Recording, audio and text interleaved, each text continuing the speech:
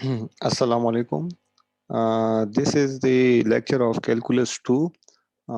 जिस तरह के मैंने आपको जो है ऑफलाइन जब हमारी क्लासेस यूनिवर्सिटी में हुई थी तो मैंने आपको इंटीग्रेशन के क्वेश्चन स्टार्ट किए थे, ठीक है ना।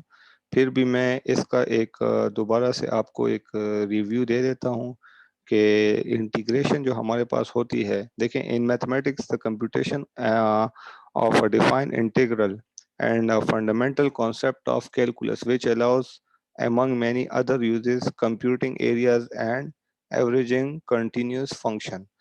आपके पास जो इंटीग्रल होते हैं वो आपके पास एक फंडामेंटल कॉन्सेप्ट है कैलकुलस का, जो कि आपको अलाउ करता है कुछ यूजेस जो कि आपके पास कंप्यूटिंग एरियाज में हो सकते हैं, कंटिन्यूस फंक्शन में हो सकते हैं। फिर इसके हमारे पास कुछ फार्मूलाज है। देखें, दिस इज कॉल्ड इंटीग्रल और this is D X is for derivative. तो आपके पास जब इंटीग्रल और डेरिवेटिव होगा तो आप इंटीग्रेशन कर सकते हैं। तो integral of C D X is equal to C X, यानी किसी भी नंबर का इंटीग्रल या इंटीग्रेशन आपके पास सी एक्स के इक्वल होगी। देखें, अब सी आपके पास कोई भी नंबर हो सकता है, 0 हो सकता है, 1 हो सकता है, 2 हो सकता है, 3 हो सकता है। तो किसी भी नंबर की इंटीग्रेशन जब आप लेंगे या करेंगे तो आपके पास वो इक्वल होगा सी एक्स। फॉर एग्जाम्पल, सी की जगह आपके पास 1 हो, 2 हो, 3 हो, तो 1 हो तो 1x, 2 हो तो 2x, 3 हो तो 3x। सिमिलरली फिर आपके पास जो सेकंड है, इस फार्मूले को फिलहाल छोड़ दें। देखें, जो आपके पास मेन फार्मूलास हैं, देखें अब आपके पास इन केस आ जाए इंटीग्रल ऑफ कॉज एक्स, तो कॉज एक्स आपके पास उसकी इंटीग्रेशन आपके पास इक्वल होती है साइन एक्स। वो साइन एक्स के इक्वल होती है इन केस के आपके पास कॉस 1x हो।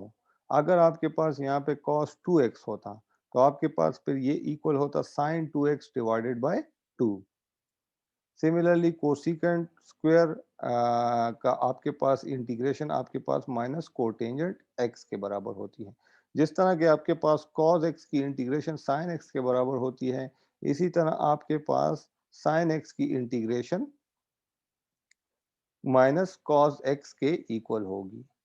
सिमिलरली आपके पास पावर जो होगा, ये मैं आपको क्लास में करवा चुका हूँ। देखें, integration of X to the power N D X, यानी किसी भी वेरिएबल की जो पावर होगी तो वो आपके पास इक्वल होगी X to the power N plus one divided by N plus one. ये कुछ फार्मूलाज थे जो मैं आपको क्लास में भी करवा चुका हूँ और ये कुछ क्वेश्चन भी हमने किए थे। फिर से मैं इसको रिपीट कर रहा हूँ। देखें, question number 1 is integral of minus 3x to the power minus 4 dx।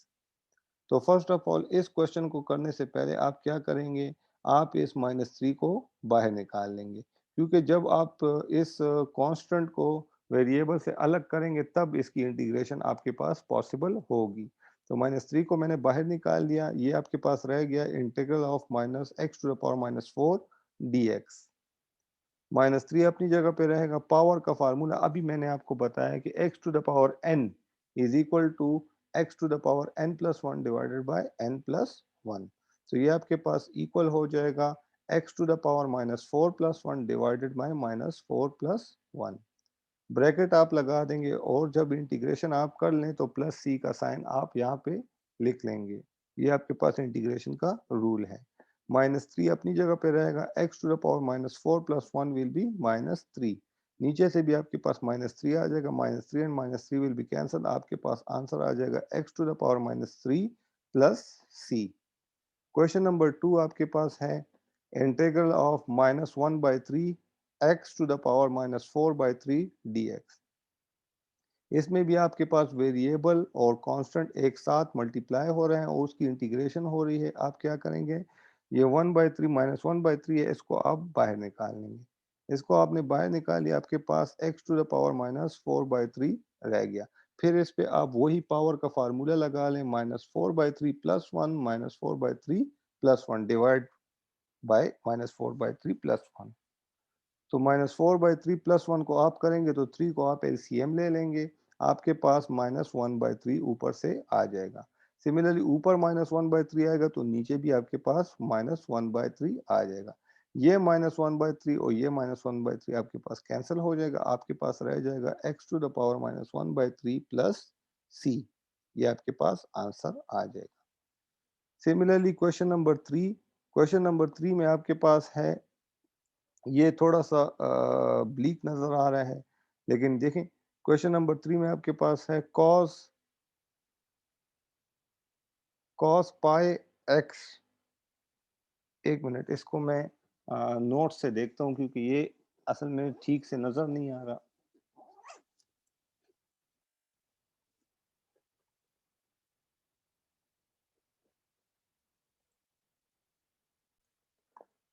अच्छा, ये ऐसा करें, इस क्वेश्चन को आप छोड़ दें क्योंकि नज़र भी ठीक से नहीं आ रहा।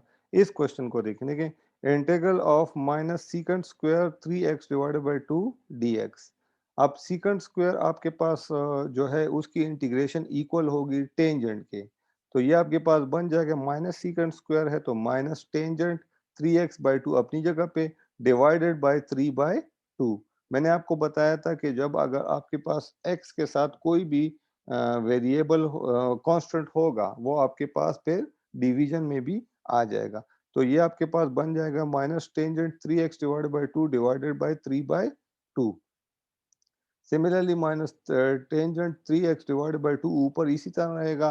ये 3/2 अगर आप ऊपर ले जाएं तो ये आपके पास बन जाएगा 2/3 और ये मल्टीप्लाई का साइन है प्लस c। तो 2/3 आप स्टार्ट में लिख ले, tangent 3x divided by 2 plus c। ये आपके पास आंसर आ जाएगा। बहुत ही सिंपल क्वेश्चंस हैं, ठीक है ना। Question number 5 is integral of minus cosecant pi x divided by 2 multiply bye cotangent pi x divided by 2 dx। Minus pi को आप बाहर निकाल लें, integral cosecant pi x divided by 2 रह जाएगा, multiply by cotangent pi x divided by 2 into dx।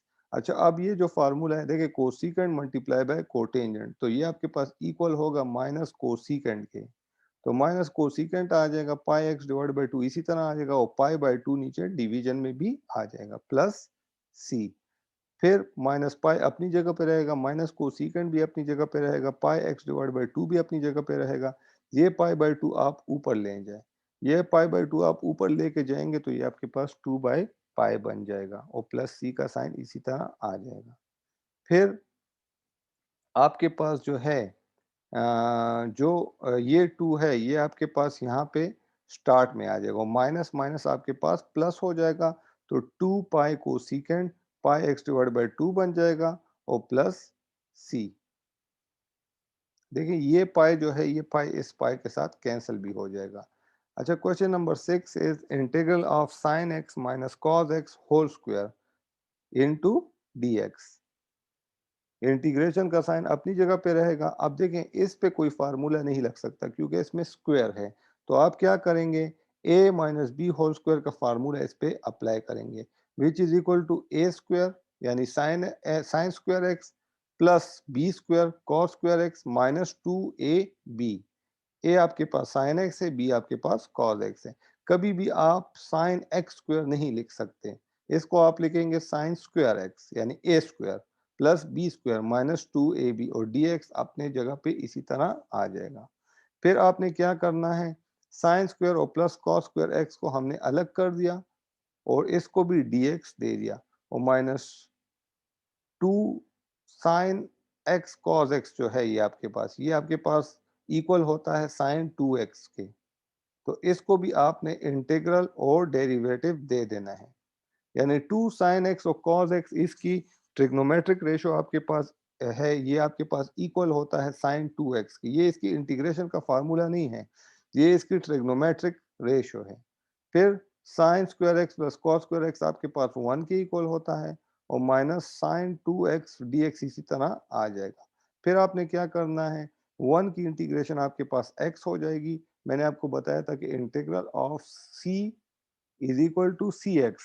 तो यहाँ पे 1 है तो 1x माइनस का साइन अपनी जगह पे साइन 2x आपके पास minus cos 2x divide by 2 बन जाएगा और प्लस c।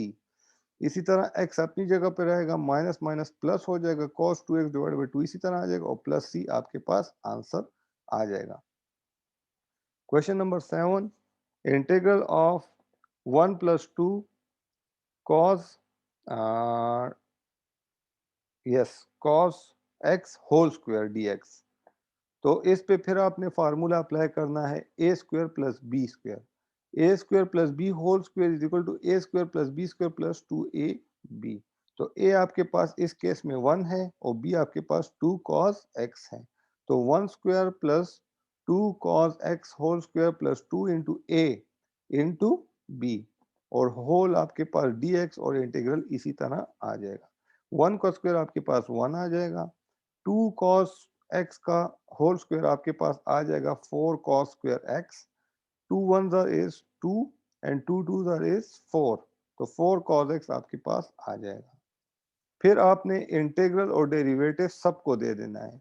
1 को भी आपने इंटीग्रल और डेरिवेटिव दे दिया, 4 cos स्क्वायर x को भी आपने इंटीग्रल और डेरिवेटिव दे दिया और 4 cos x को भी आपने इंटीग्रल और डेरिवेटिव दे दिया। 1 की इंटीग्रेशन आपके पास x, 4 cos स्क्वायर x की इंटीग्रेशन आप नहीं कर सकते तो 4 को आप बाहर निकाल लेंगे। तो integral of cos square x dx आपके पास रह जाएगा। 4 cos x dx 4 cos dx की आप इंटीग्रेशन नहीं कर सकते तो 4 को आपने बाहर निकाल लिया। Integral of cos x dx आपके पास रह जाएगा। x प्लस 4 इसी तरह रहेगा। cos स्क्वायर x आपके पास इक्वल होता है 1 plus cos 2x divided by 2 के। ये देखिए यहाँ पे लिखा हुआ है और 4 और cos x की इंटीग्रेशन आपके पास sin x आ जाएगी। तो फिर आपने क्या करना है, x प्लस 4 इसी तरह रहेगा। आपने क्या करना है, 1 बाई 2 को अलग कर देना है, cos 2x बाई 2 को अलग कर देना है। क्योंकि ये देखिए 2 इसके साथ भी डिवाइड हो रहा है, इसके साथ भी डिवाइड हो रहा है। तो आप दोनों को 2 दे देंगे डिवीजन में और फिर दोनों को आप इंटीग्रल और डेरिवेटिव भी दे देंगे। यहाँ से तो 4 sin x इसी तरह नीचे आता जाएगा। यहाँ पे देखिए प्लस का साइन नहीं है, यहाँ पे आपने प्लस का साइन लगाना है। ये प्लस का साइन यहाँ पे मिसिंग है, देखें। फिर x प्लस 4 इसी तरह आ जाएगा, 1 बाई 2 की इंटीग्रेशन आपके पास x बाई 2 आ जाएगा plus 4।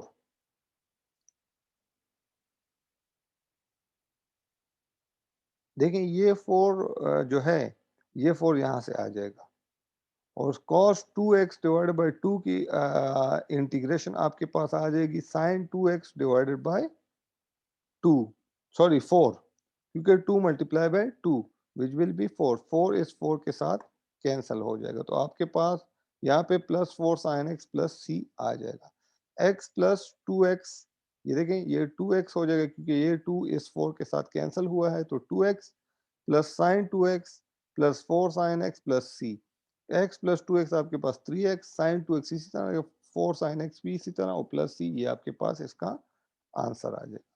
Question number 8 is integral of 3t square plus t by 2 bracket dt। तो इसको आप किस तरह करेंगे? फर्स्ट ऑफ ऑल आप इंटीग्रल और डेरिवेटिव दोनों को दे देंगे। दोनों को दे दिया, 3t स्क्वायर की इंटीग्रेशन नहीं हो सकती, 3 को आप बाहर निकाल लेंगे। इसी तरह 2 t बाई 2 है तो इससे 2 को बाहर निकाल लेंगे तो 1 बाई 2 आपके पास बाहर आ जाएगा। फिर आपने इस पे पावर का फार्मूला अप्लाई कर देना है। टी स्क्वायर है तो T to the power 2 plus 1 हो जाएगा डिवाइडेड बाई 2 प्लस 1। 1 बाई 2 इसी तरह आ जाएगा। टी के ऊपर अब कोई भी पावर नहीं है तो इसके ऊपर पावर 1 होगी, तो T to the power 1 plus 1 divided by 1 plus 1 और इंटीग्रेशन हमने कर ली तो plus c. This 3 will be cancel with this और यहाँ से आपके पास 1 by 2 t square divided by 2 है तो 1 into t square is t square, 2 multiply by 2 is 4। तो ये आपके पास आंसर आ जाएगा। Similarly, question number 9 is integral of t into under root t plus under root t divided by t square dt। तो इसको आप किस तरह सॉल्व करेंगे? फर्स्ट ऑफ ऑल इसको आप सॉल्व करने के लिए क्या करेंगे? आप इस जो अंडर रूट है, अंडर रूट आपको पता है कि 1 बाई 2 के इक्वल होता है। तो आप क्या करें? देखें यहाँ पे t under root T by T square है, under root T by T square है तो प्लस यहाँ पे अंडर रूट टी था तो इसको आप लिख लिख सकते हैं टी टू द पावर 1/2 और इस टी स्क्वायर को ऊपर ले जाए तो टी टू द पावर -2 हो जाएगा। ठीक है, और ये टी जो है ये इस टी के साथ देखें वो एक कैंसिल हुआ है तो टी आपके पास रह गया। फिर इस अंडर रूट टी को फिर हम लिख सकते हैं t to the power 1/2, t to the power 1/2 लिख सकते हैं। और यहाँ पे देखें अब टी टू द पावर -1, ये टी जो है ये ऊपर चला गया तो इसकी पावर नीचे 1 थी तो ऊपर जाके -1 हो जाएगी।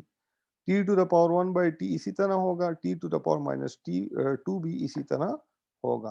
फिर आप क्या करें, फिर इसको देखें 1/2 -1 कर दें, क्योंकि देखिए दोनों आपस में मल्टीप्लाई हो रहे हैं तो बेसिस सेम है तो इसकी पावर जो है आपस में ऐड हो जाएगी। लेकिन ये पहले से माइनस है तो ये -1 हो जाएगा। Similarly t to the power 1/2 -2 हो जाएगा। यहाँ से आपके पास -1/2 आ जाएगा, यहाँ से आपके पास -3/2 आ जाएगा। तो T to the power -1/2 d t derivative इसको भी दे दें और इसको भी दे दें। यहाँ पे देखिए इंटीग्रल नहीं है, यहाँ पे इसको भी इंटीग्रल आप दे दें। ठीक है, फिर इस पे पावर वाला formula t to the power -1/2 plus 1 -1/2 plus 1 -3/2 plus 1 -3/2 plus 1।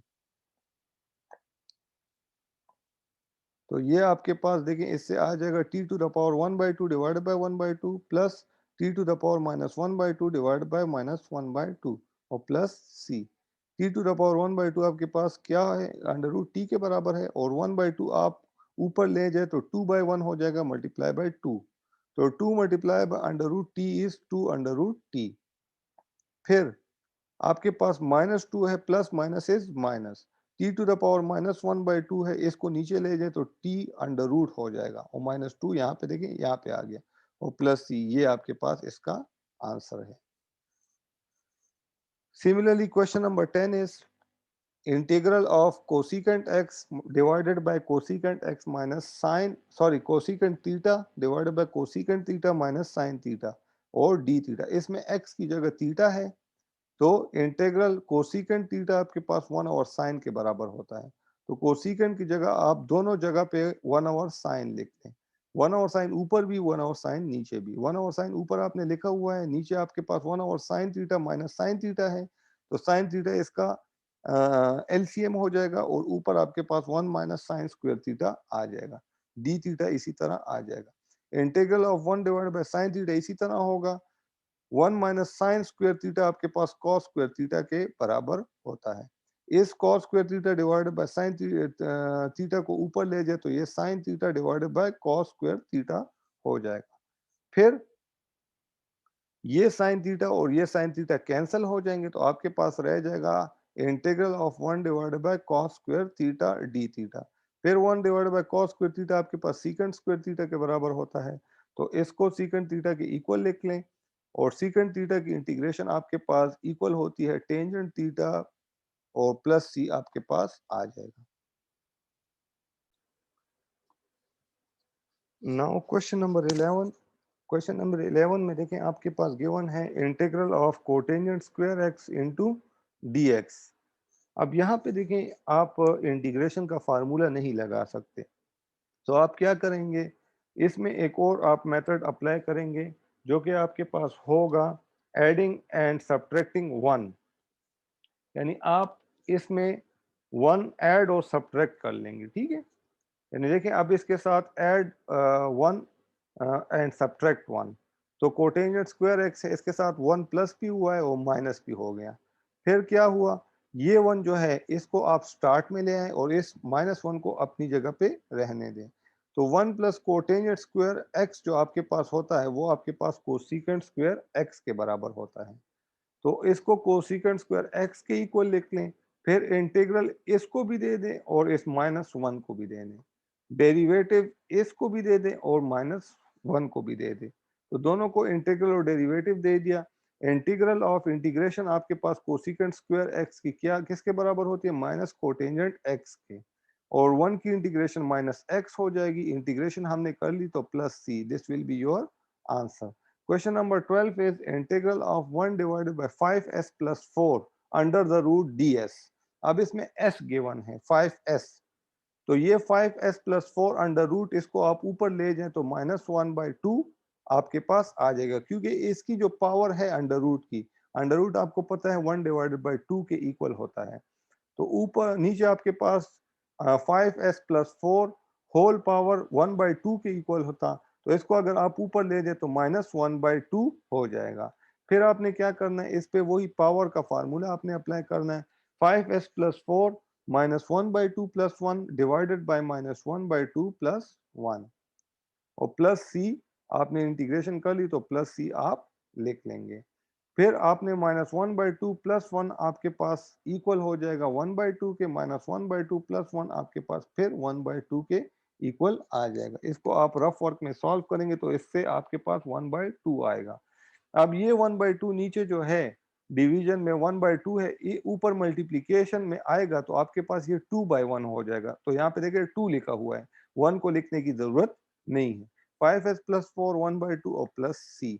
5s+4 की पावर 1/2 है तो इसको आप लिख सकते हैं 2 multiply by under root 5s+4 plus C.